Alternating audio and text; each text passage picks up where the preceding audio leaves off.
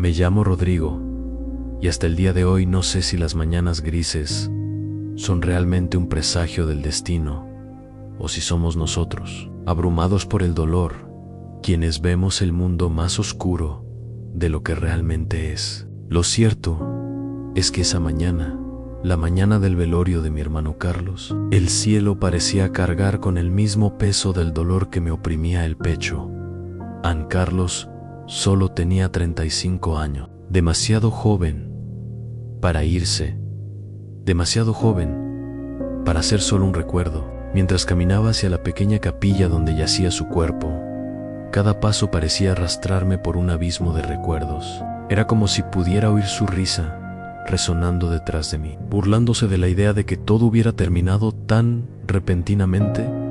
La noticia de su muerte había llegado 3 días antes. Un accidente, dijeron, pocos detalles, demasiada prisa y una avalancha de sentimientos que nadie en la familia podía organizar. Mi madre, doña Teresa, parecía un fantasma, ojos hinchados, pasos lentos, como si con cada movimiento temiera que el suelo se derrumbara. Mi padre, Manuel, prefería el silencio absoluto, y en su pesado silencio percibí rabia, impotencia e incredulidad. Entré en la capilla. El aroma de las flores se mezclaba con el incienso, y la atmósfera sofocante parecía atrapar el aire en mi pecho. Amigos y familiares ya estaban reunidos, algunos llorando en silencio, otros simplemente mirando el ataúd cerrado. Aún no tenía el valor de acercarme. Ese ataúd sellado era la confirmación de todo lo que no quería creer. Me acerqué lentamente, toqué la madera fría y dije en silencio a Carlos: no pudiste hacerme esto a mi lado.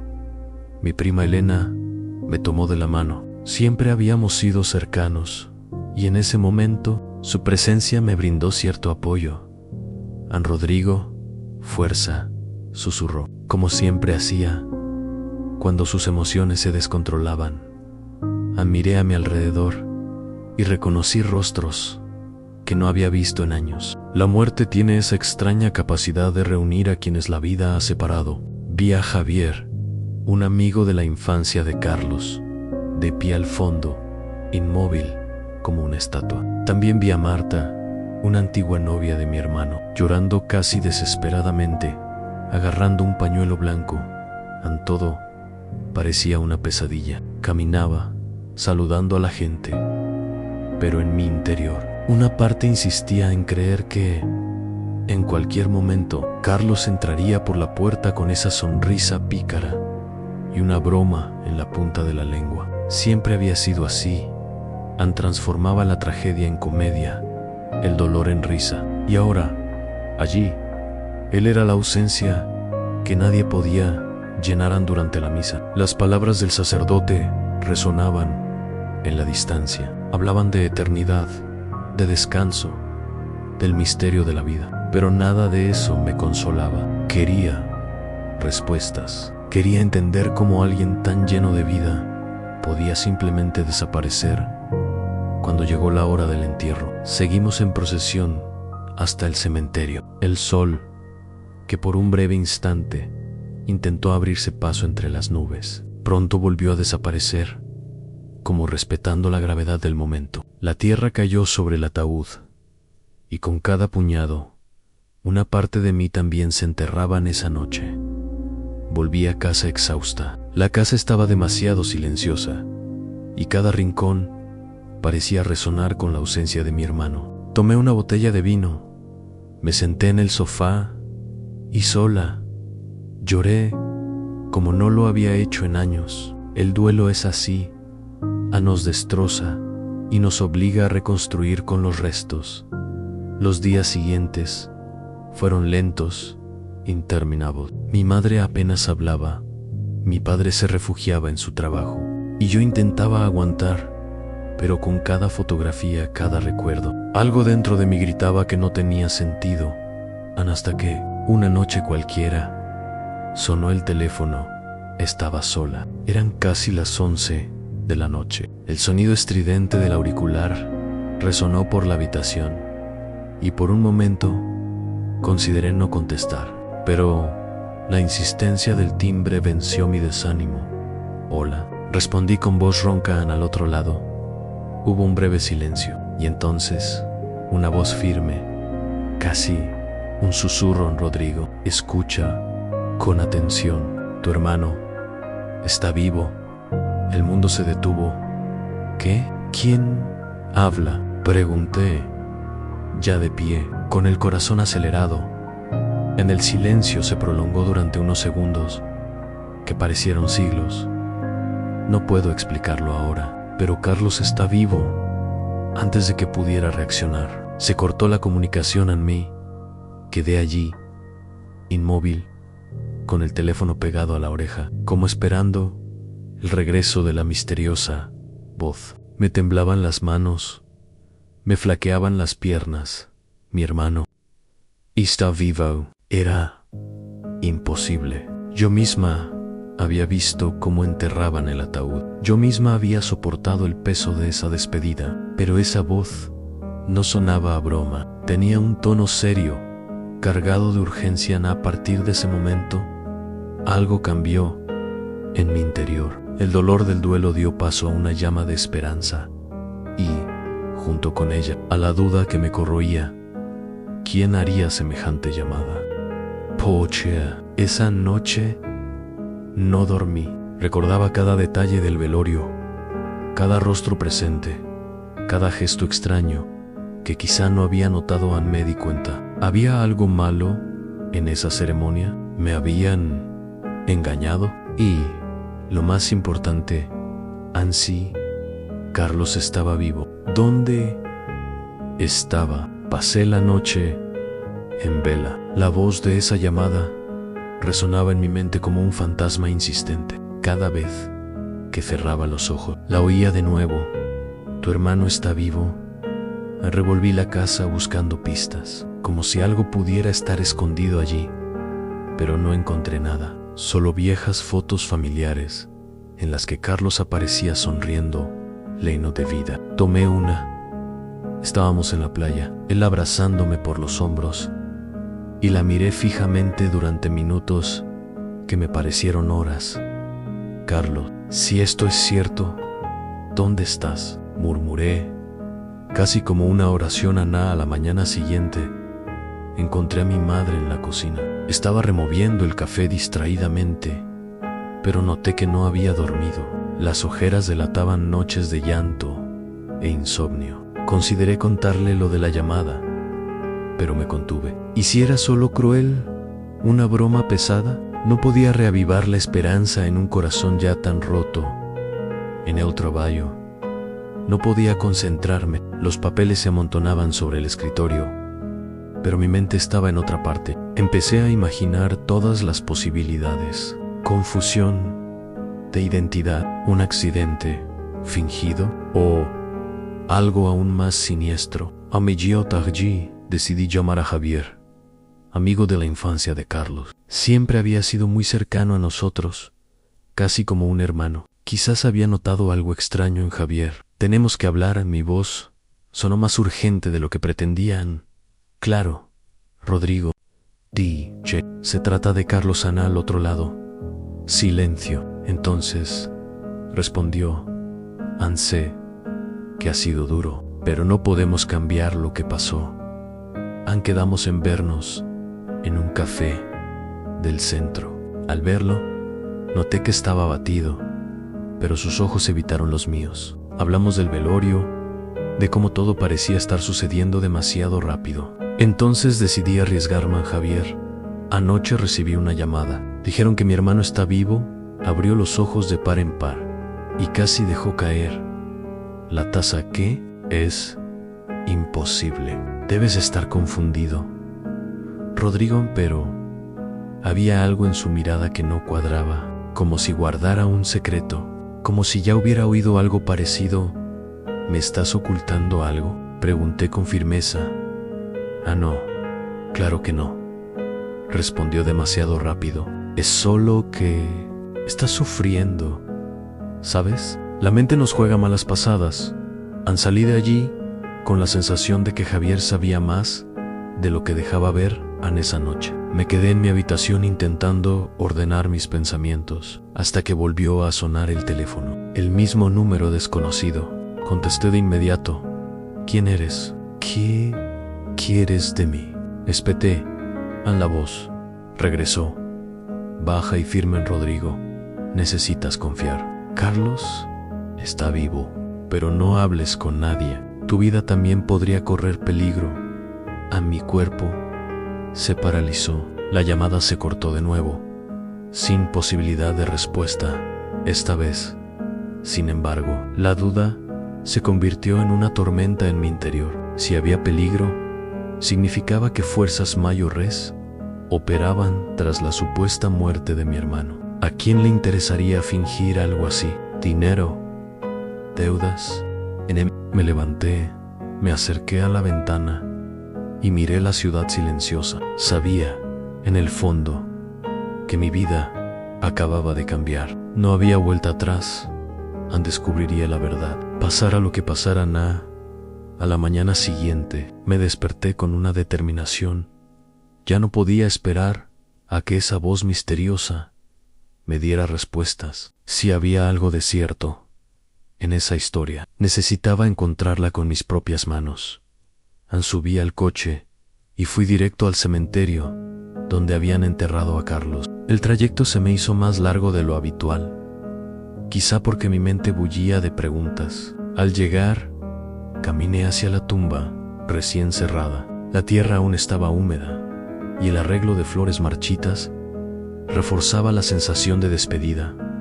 Pero algo me inquietaba. Había marcas en el suelo, como si lo hubieran removido recientemente. Me acerqué, me agaché y noté que parte de la tierra estaba demasiado suelta para un entierro que durara varios días.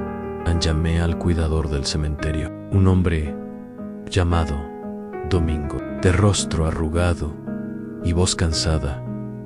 Disculpe, señor, quería saber si alguien tocó la tumba de mi hermano. Frunció el ceño, que yo sepa. No han, pero hizo una pausa, mirando a su alrededor, como si temiera que lo oyeran. Anoche vi a 2 personas extrañas por aquí. No eran familiares ni conocidos. Llegaron tarde, se pararon cerca de esta tumba y se fueron rápidamente. Mi corazón se aceleró y no te acercaste a ellos. Créeme, hijo, prefiero no involucrarme. Hay cosas que no quiero saber. Me fui con la mente acelerada. ¿A quién le interesaría rondar la tumba de Carlos? Pochea. Decidí volver a la capilla donde se había celebrado el velorio. Quizás encontraría respuestas. Me recibió una empleada llamada María, una mujer amable, de mediana edad y mirada suspicaz. Señora, estuve aquí hace unos días, en el velorio de mi hermano. Necesito saber, ¿pasó algo extraño esa noche? Pregunt. Dudó. No sé si debería decir algo, pero ¿cómo es mi hermano? Escuchan, recuerdo que el ataúd llegó sellado. Dijeron que eran órdenes del hospital, debido al accidente, empero he visto muchos casos así, y casi siempre hay al menos una rápida identificación del cuerpo por parte de la familia. En el caso de Carlos, no la hubo. Me revolvió el estómago. Era cierto, ninguno de nosotros había visto el cuerpo. Aceptamos la palabra de las autoridades sin rechistar. María, ¿quién trajo el ataúd? Insistí. 2 hombres. No eran de la funeraria de siempre. Lo hicieron todo con prisa, como si quisieran deshacerse de él rápidamente. Salí con una mezcla de rabia y esperanza. Rabia, por haberlo aceptado todo tan fácilmente. Esperanza, porque las piezas empezaban a desmoronarse. Y esto podría significar que Carlos estaba vivo de regreso a casa. Noté algo extraño. Un coche negro me seguía desde que salí de la capilla. Intenté despistarlo, girando por diferentes calles, pero él seguía siguiéndome. Cuando aceleré, él aceleró. Solo me escapé de él, girando repentinamente por una calle estrecha y saliendo por un pasaje lateral que solo yo conocía. Mi corazón latía con fuerza. Esto solo confirmó lo que la misteriosa voz había dicho. Anmi estaban vigilando llegué a casa, sudando, pero con una nueva convicción. Las pistas emergían y todas apuntaban a una verdad. Mayo era esa noche. Me senté de nuevo con la foto de Carlos en las manos y por primera vez desde el funeral. Lugar, sonreír si estás ahí, fuera hermano, te encontraré. Esa noche fue diferente. Por primera vez desde el velorio, me acosté sintiendo solo tristeza. Una llama de determinación ardía en mi interior. Si incluso el cementerio y la capilla me hacían dudar, era hora de buscar algo más concreto.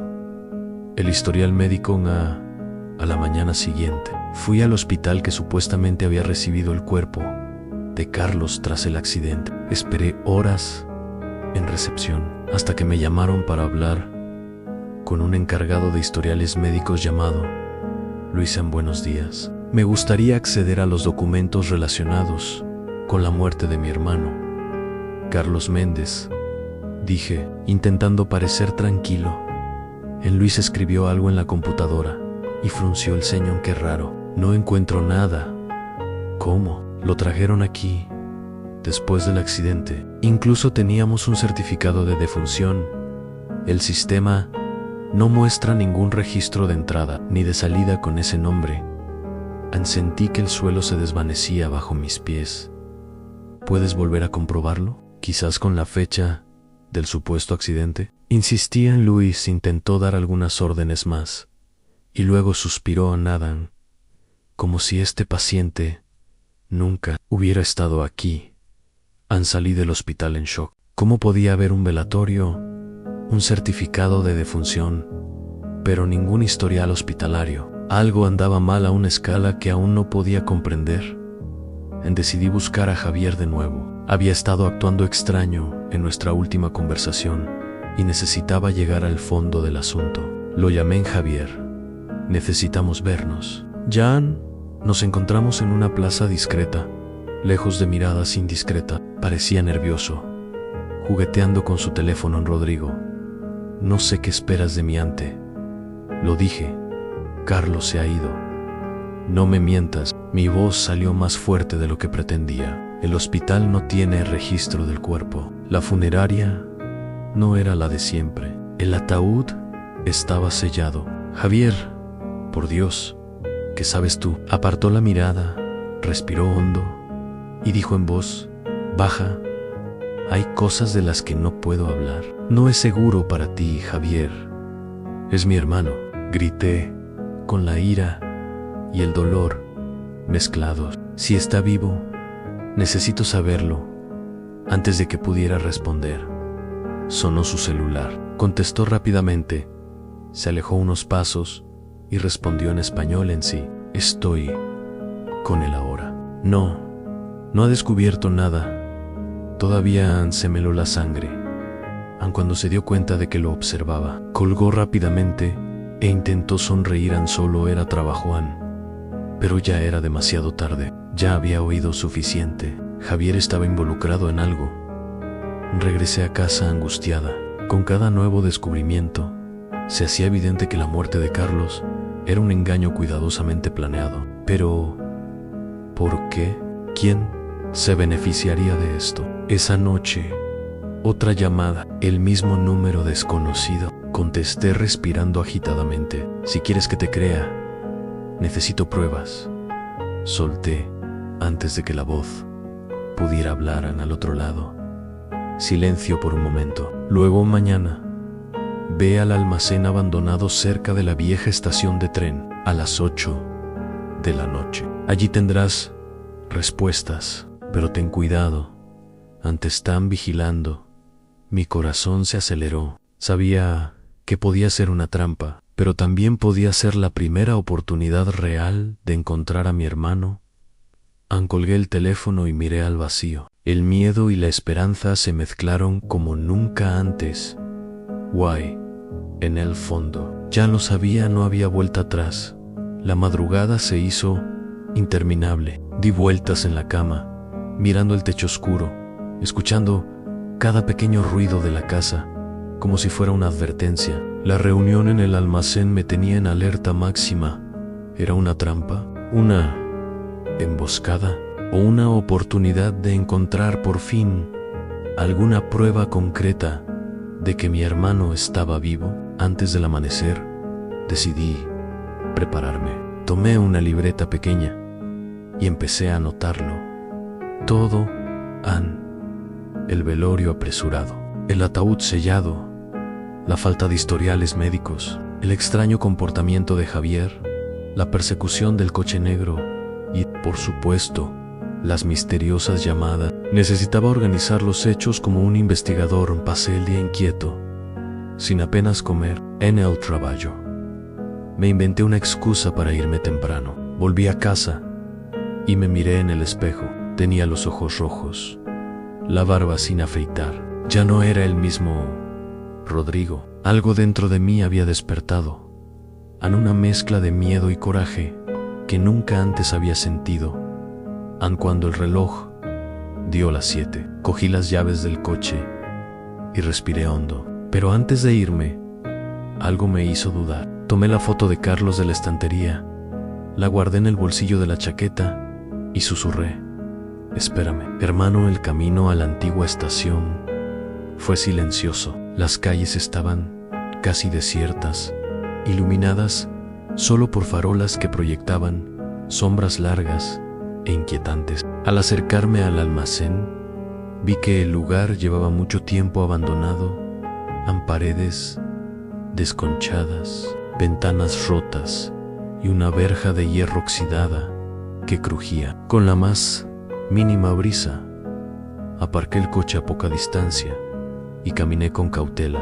A cada paso, el corazón me latía con fuerza en el pecho. El almacén apestaba a polvo y óxido, y el silencio era tan profundo que incluso el sonido de mi respiración parecía demasiado fuerte. De repente, oí pasos. Me quedé paralizada.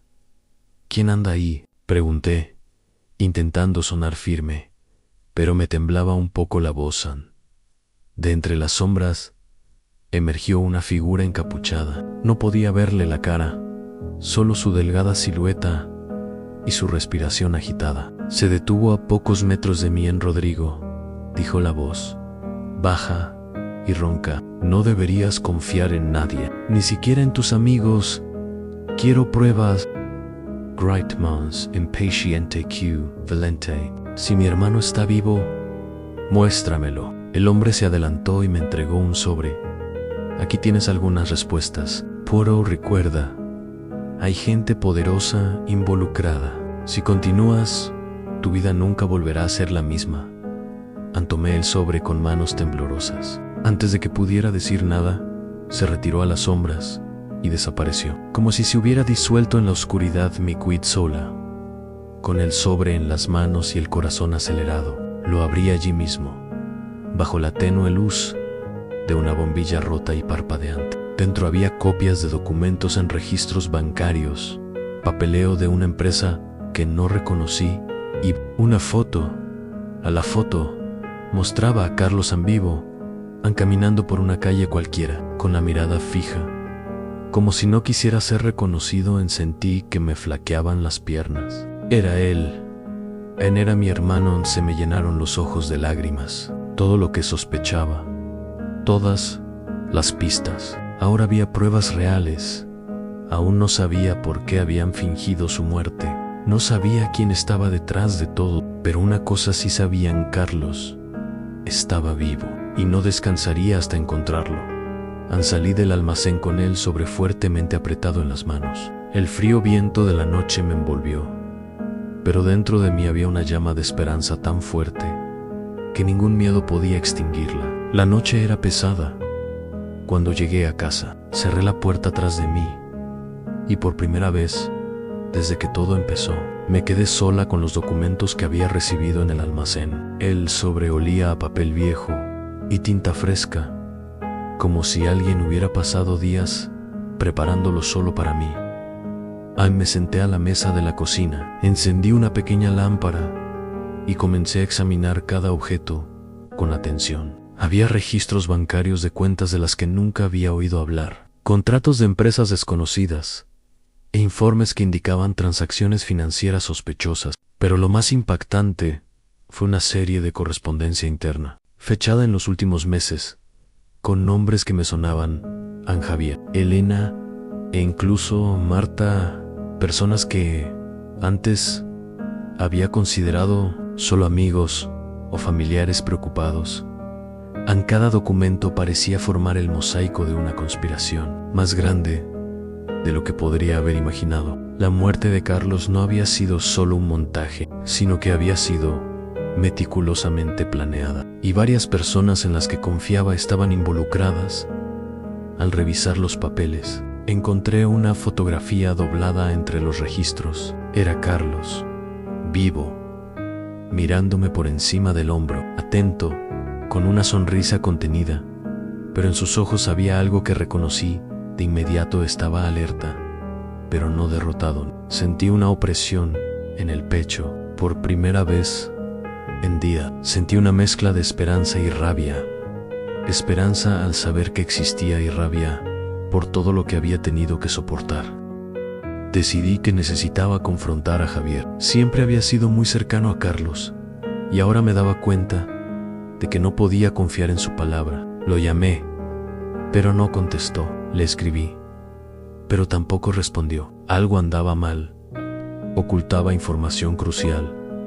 Mientras tanto, mi mente seguía dándole vueltas a diferentes escenarios. ¿Quién más podría estar involucrado? ¿Quién tendría interés en mantener a Carlos fuera del alcance de la familia? Las preguntas se acumulaban, pero la fotografía, el sobre y el nerviosismo de Javier eran pistas sólidas que me impedían rendirme al día siguiente. Decidí visitar a Elena, mi prima, con quien siempre había tenido un fuerte vínculo. Al llegar a su casa, la noté preocupada, jugueteando con las manos, como si estuviera nerviosa. Ann Rodrigo. ¿Qué haces aquí?, dijo, intentando disimularlo en Elena.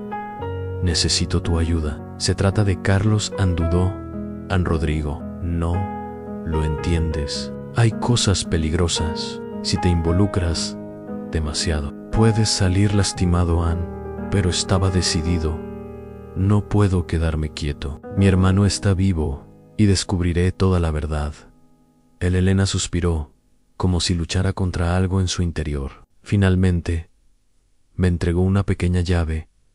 Ann Carlos me dio esto hace unos meses. Dijo que si algo pasaba, sabrías qué hacer con esta llave. Empero, Rodrigo, tienes que tener cuidado. Hay gente poderosa involucrada. La llave era simple, de metal, pero cargada de significado. Sabía que era una pista directa, quizás a una caja fuerte o a un lugar que contenía más información sobre la supuesta muerte de Carlos. Ann.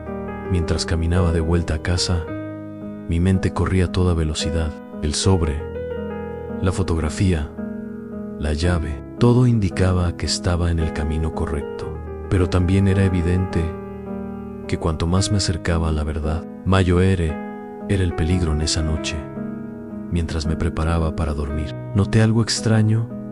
Había indicios de que alguien había entrado silenciosamente en mi apartamento. No se habían llevado nada, pero pequeños cambios en los objetos indicaban la presencia de alguien más. Mi corazón se aceleró. Quienes planearon la muerte de Carlos no me permitirían acercarme tanto a la verdad tan fácilmente. Era hora de actuar con cautela, pero con absoluta determinación. Si quería encontrar a mi hermano, necesitaba desentrañar todos los secretos, seguir todas las pistas y, sobre todo, protegerme mientras miraba la fotografía de Carlos por última vez antes de dormirme. Me prometí yo mismo: encontraré, hermano, y quien esté detrás de esto pagará. A la mañana siguiente, me senté en mi escritorio, atiborrado de papeles, y comencé a analizar cada documento en detalle. Había extractos bancarios, contratos de empresas fantasma y órdenes de transferencia que a primera vista parecían normales, pero que al contrastarlos revelaban patrones sospechosos. Noté que algunas transacciones se repetían entre cuentas en diferentes ciudades, siempre por cantidades significativas. y que todas tenían alguna conexión con Javier y otras personas que habían asistido al velorio de Carlos. Era como si la muerte de mi hermano hubiera sido cuidadosamente montada para malversar dinero o proteger intereses ocultos. Al examinar los registros, noté que algunas firmas en los documentos eran reconocibles en Javier. Elena, incluso Marta, quien había estado presente en el velorio. Mi ira aumentó. Personas que deberían haber estado al lado de mi hermano estaban, de hecho, participando en su supuesta muerte. Decidí que necesitaba confrontar a Javier de nuevo. Lo llamé, pero una vez más, no respondió. Empecé a sentir que me vigilaban. Miré por la ventana y vi un coche negro aparcado en la calle. Instintivamente, apagué las luces, apagué el ordenador y me escondí en las sombras de mi apartamento. Cuando el coche por fin arrancó, me di cuenta de que no podía posponer más mi decisión. Necesitaba ir a ver a Javier en persona, pero con cuidado. Cogí la llave que Elena me había dado y la foto de Carlos, sintiendo una extraña mezcla de esperanza y miedo. Al llegar al barrio de Javier, noté un movimiento extraño. Un vecino que parecía vigilar cada uno de mis pasos. Una sombra que desaparecía al mirarla directamente. Esto confirmó mis sospechas. En cuanto más me acercaba a la verdad, más peligros me rodeaban. Javier abrió la puerta, pero antes de que pudiera hablar, sus ojos revelaron un pánico momentáneo en Rodrigo. ¿Qué quieres aquí? Quiero respuestas. Sabra Carlos, sobre todo el plan que habéis tramado. En mi voz era firme, llena de rabia y determinación. Dudó, tragó saliva y finalmente dijo: no puedo hablar aquí, pero puedo enseñarte algo. Ven conmigo. Me condujo a un pequeño almacén detrás de su casa. Dentro había cajas y archivos dispersos, ordenadores funcionando y una serie de documentos que explicaban la magnitud de la operación. Era mucho más grande de lo que había imaginado. Empresas fantasma, transferencias ilegales, certificados de defunción falsos. Todo conspiraba para mantener a Carlos fuera del alcance de su familia y del mundo.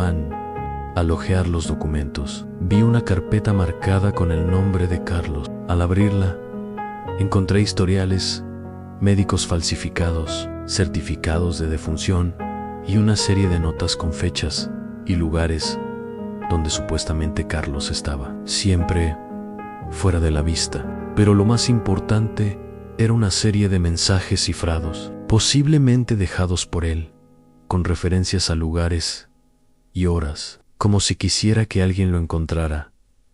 Sentí un nudo en la garganta. Estas pistas eran una esperanza concreta. Mi hermano estaba vivo y había dejado señales sutiles, esperando a que las descubriera. Por primera vez, no solo creía en la misteriosa voz. Ahora tenía pruebas tangibles. San Rodrigo, dijo Javier, visiblemente nervioso. Tienes que decidir rápido. Si sigues investigando, no habrá vuelta atrás. Hay gente que no dudará en hacerte daño con tal de mantenerlo todo en secreto. Pero mi determinación no hacía más que crecer. Ya no podía dar marcha atrás. Si Carlos estaba vivo, necesitaba encontrarlo, pasara lo que pasara.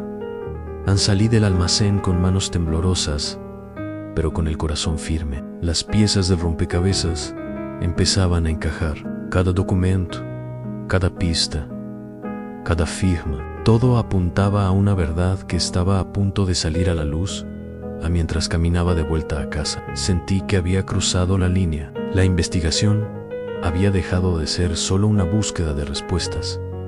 Ahora era una carrera contrarreloj, contra gente poderosa y peligrosa, que haría lo que fuera por guardar el secreto. Al llegar a casa, respiré hondo y volví a mirar la fotografía de Carlos. Por primera vez en días, sonreí con certeza. Estaba cada vez más cerca de encontrarlo, y nada, ni nadie, me detendría. Durante los siguientes días, me dediqué a rastrear a cualquiera que pudiera haber sido cercano a Carlos recientemente. Empecé con Marta, su exnovia, que había estado en el velorio. Parecía más nerviosa con cada pregunta que le hacía, evitando mi mirada y cambiando rápidamente de tema en Rodrigo. No sé si debería contártelo todo, dijo casi en un susurro. Hay cosas que podrían hacerte daño, pero insistía en Marta. Si tienes alguna información, la necesito ya. Mi hermano está vivo y cualquier pista es vital.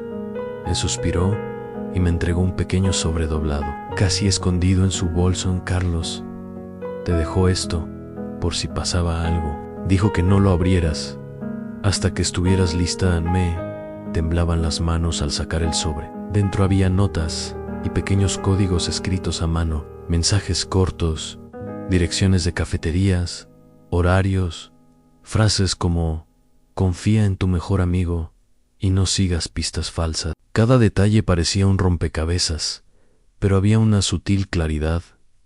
Carlos quería que lo encontrara, pero era consciente del peligro que me rodeaban al llegar a casa. Me senté y comencé a descifrar los códigos. Algunos eran simples nombres de amigos que conocía. Otros eran coordenadas de lugares que frecuentaba discretamente. Con cada nuevo descubrimiento, mi esperanza crecía, pero también mi ansiedad. Al día siguiente, fui al primer lugar que me habían indicado, en un pequeño café en el centro, conocido solo por los residentes de toda la vida. Allí encontré a Javier, quien previamente me había dado información incompleta, pero esta vez parecía resignado. Rodrigo, te estás acercando, pero ten cuidado. Hay gente vigilando cada uno de tus movimientos, dijo en voz baja. Carlos dejó algo aquí, algo que necesitas para continuar. Me entregó una vieja memoria USB. Dentro había grabaciones de audio y mensajes de Carlos. Algunos explicaban la situación, otros daban instrucciones codificadas sobre dónde encontrarnos y cómo actuar para evitar que personas peligrosas se dieran cuenta de mi investigación. Al escuchar las grabaciones, cada palabra de Carlos parecía desgarrarme el alma. Estaba vivo, consciente de todo, y sin embargo, tan distante, pero había una esperanza concreta, y eso me dio la fuerza para seguir adelante. Sin embargo, al salir del café me di cuenta de nuevo de que me seguían. El mismo coche negro de las últimas veces reapareció, pero esta vez estaba preparada. Seguí una ruta sinuosa, intentando despistarlos, pero el miedo era palpable. El peligro era real, pero cada amenaza solo reforzaba mi determinación. No podía fallar. De vuelta a casa, comencé a organizar todas las pistas, notas, grabaciones, sobres, documentos bancarios. Cada detalle parecía una pieza de un rompecabezas que finalmente comenzaba a revelarse. Carlos estaba vivo, y más que eso, quería que lo encontrara, pero necesitaba que yo estuviera alerta y preparada. Al terminar de organizarlo todo, sentí una mezcla de emoción, tensión y determinación. Estaba más cerca que nunca, pero también más consciente de que cada paso en falso podía alejar a mi hermano o poner en riesgo mi propia vida. En ese momento, comprendí que la búsqueda no era solo de respuestas o pruebas, era de reconexión, de justicia y de amor. Y nada, ni el miedo, ni el peligro, ni la conspiración, me impediría encontrarlo. Los días siguientes fueron intensos. Cada nota, grabación o pista que Carlos dejaba debía ser analizada con sumo cuidado. Me aislé del mundo, pasando horas en mi escritorio, intentando descifrar patrones que pudieran llevarme hasta él. Cada descubrimiento me llenaba de esperanza, pero también de tensión. La sensación de ser seguida era constante y sabía que cualquier descuido podría costarme caro. Decidí que necesitaba ayuda. No podía enfrentarme sola a gente involucrada en algo tan grave. Fue entonces cuando busqué a Lucía, una vieja amiga de Carlos, que siempre había demostrado una inteligencia aguda y una discreción impecable. Aceptó involucrarse tras unas horas de persuasión, consciente de la gravedad de la situación. Rodrigo, si vamos a hacer esto, Necesitamos una estrategia, dijo. No podemos seguir pistas ciegamente. Necesitamos rastrear sus movimientos, averiguar quién tiene un interés personal en que Carlos siga desaparecido, trabajando juntas. Revisamos los documentos, las notas cifradas y los archivos de la memoria USB. Descubrimos la rutina secreta de Carlos, los lugares que visitaba para despistar a quienes lo buscaban, horarios específicos de contacto e incluso códigos visuales que indicaban cuando era seguro acercarse a una de las pistas. Nos condujo a una antigua nave industrial a las afueras de la ciudad. La nota indicaba que Carlos me dejaría algo allí, una forma de asegurarme de que seguía sus instrucciones correctamente. Al llegar al lugar, noté claras señales de que alguien había estado allí recientemente, pequeñas marcas en el suelo y objetos ligeramente desplazados. Entre ellos, encontré un pequeño llavero con las iniciales CM, Carlos Méndez. Mi corazón se aceleró. Era la primera prueba física de que realmente había estado allí recientemente, mientras considerábamos nuestro siguiente paso. Una sorpresa inesperada en Javier reapareció, pero esta vez no con una actitud evasiva, sino como un aliado en Rodrigo. Me di cuenta de que ya no puedo ocultar la verdad. Tienes razón, dijo. Hay gente poderosa que intenta controlarlo todo, pero quiero ayudarte a encontrar a Carlos. En alivio y gratitud mezclados con desconfianza. Javier sabía demasiado, pero ahora demostraba sinceridad con él. Pudimos identificar patrones financieros aún más claros, en cuentas secretas, transferencias entre empresas fantasma y registros que indicaban pagos a individuos cuyo trabajo era mantener a Carlos oculto. Cada nuevo descubrimiento aumentaba la certeza. Carlos estaba vivo, pero su desaparición estaba protegida por intereses mucho mayores de los que imaginábamos.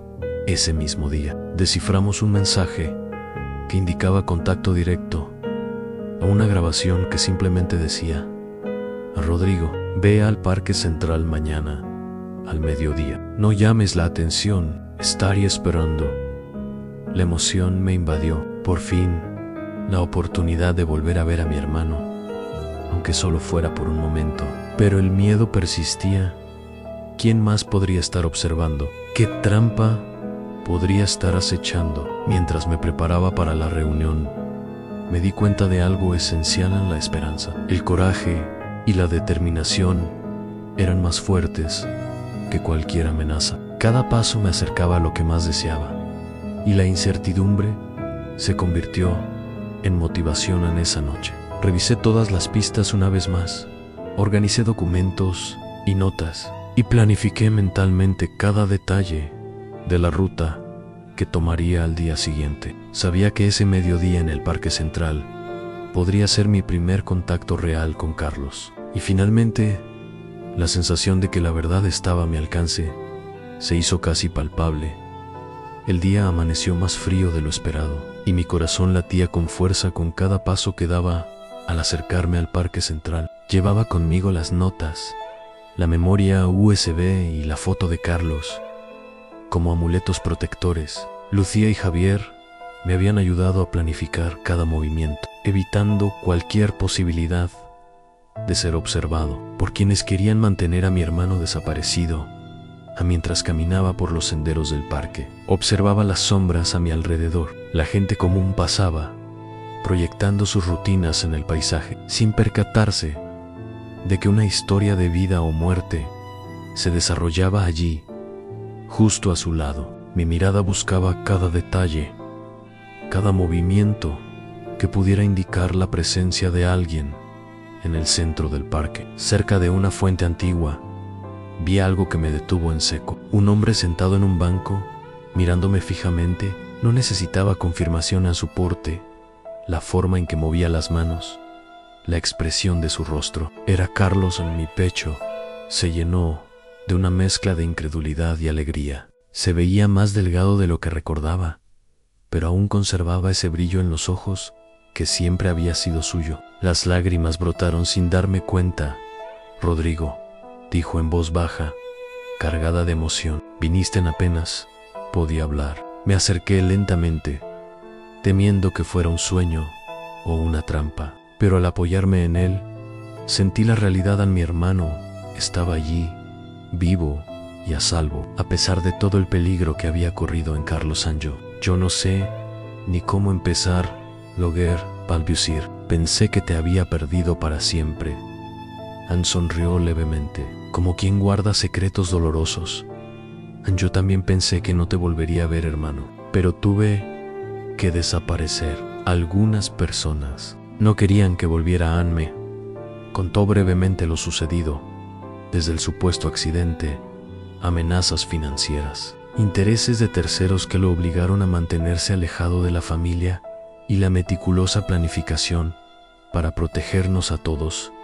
Mientras intentaba resolver la situación, cada palabra suya estaba llena de emoción y tensión, pero también de alivio por finalmente poder compartir su verdad.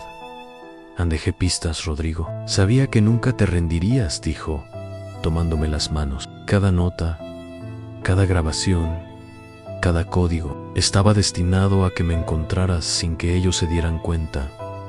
Las lágrimas fluyeron libremente. Por fin lo entendía todo. La tristeza del velorio, el dolor de la pérdida, las dudas y el miedo, todo tenía sentido.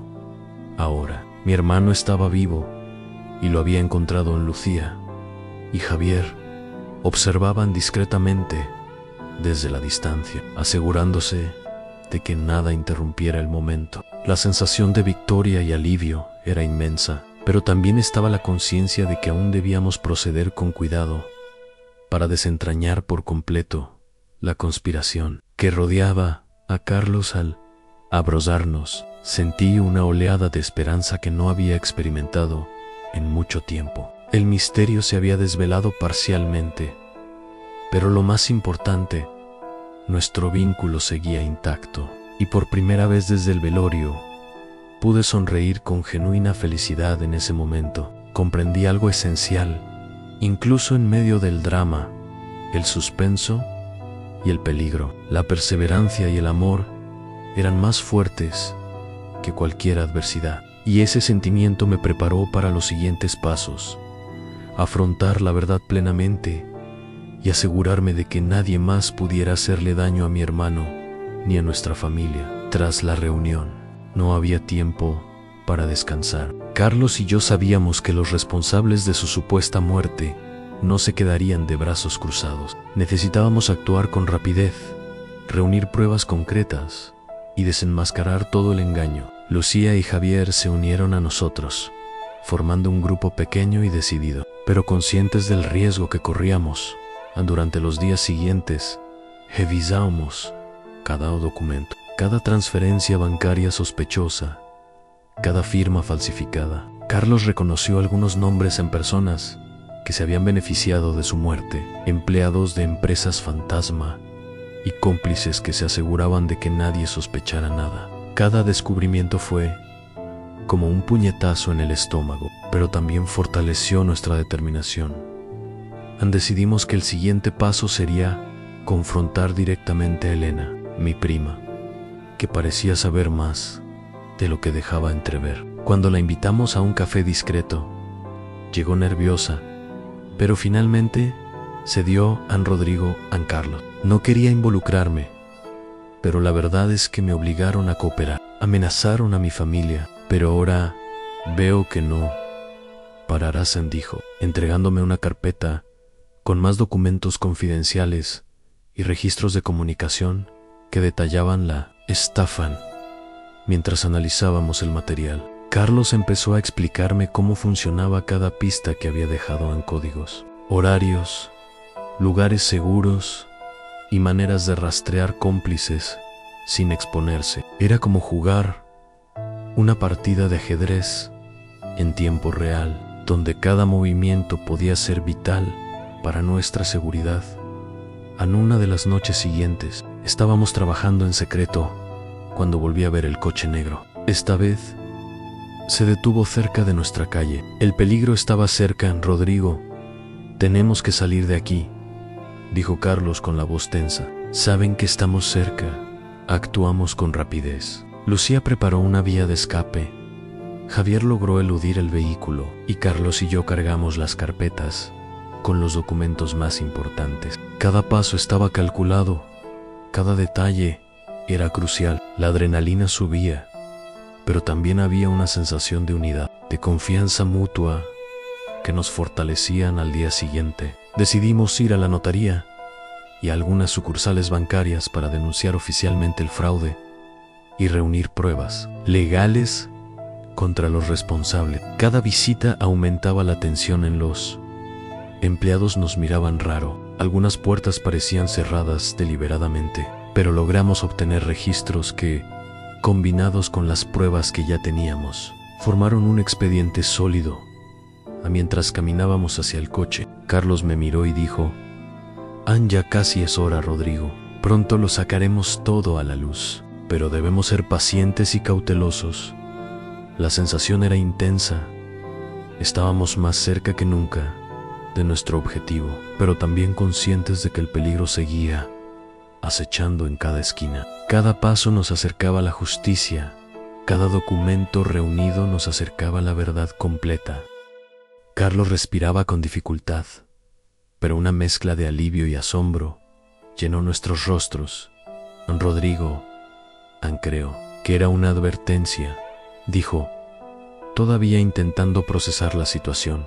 No sé cómo, pero sentimos que debíamos actuar en ese momento. Lucía y Javier, que nos acompañaban discretamente, llegaron poco después. Al darse cuenta del peligro que corríamos: eso fue grave, dijo Lucía, pero ustedes dos, ¿de verdad tienen algo que los protege? Fue como si el instinto los salvara. El episodio nos hizo aún más conscientes de que el camino hasta entonces había estado lleno de obstáculos, pero también reforzó nuestra sensación de que íbamos por buen camino. No solo la justicia nos protegía, sino que una fuerza mayor parecía guiar nuestros pasos, permitiéndonos llegar vivos al final. Después de este susto, decidimos que era hora de bajar el ritmo. La fase de peligro extremo estaba remitiendo y reconstruir nuestras vidas se hacía posible. Los últimos meses habían sido intensos, pero cada desafío superado nos acercaba a la paz y la felicidad que tanto habíamos anhelado. Tras el intento de asesinato casi frustrado, la sensación de peligro disminuyó considerablemente, pero aún quedaba un último paso para consolidar nuestra paz. Justicia definitiva contra los responsables de la farsa en las autoridades, armadas con las pruebas que habíamos reunido, documentos financieros, contratos falsificados, grabaciones de audio y las notas de Carlos. Localizaron a Diego Morales, el líder de la operación que había orquestado la falsa muerte de mi hermano. Durante la operación, Morales intentó huir armado, pero se produjo un feroz enfrentamiento con la policía. Desafortunadamente, para él, su resistencia terminó con su muerte. Todos los demás cómplices fueron capturados y llevados ante la justicia. Se impidió que los empleados de empresas fantasma, los intermediarios y todos los involucrados en el plan causaran más daños. La sensación de justicia era total. La farsa había terminado y nadie podía amenazar a Carlos ni a nuestra familia con nuestra seguridad finalmente garantizada. Carlos y yo organizamos una reunión familiar. Amigos y familiares de confianza se reunieron en nuestra casa. La alegría era contagiosa. Abrazos, lágrimas y risas llenaron la sala. Las personas que habían estado cerca durante el duelo ahora compartían la alegría del reencuentro.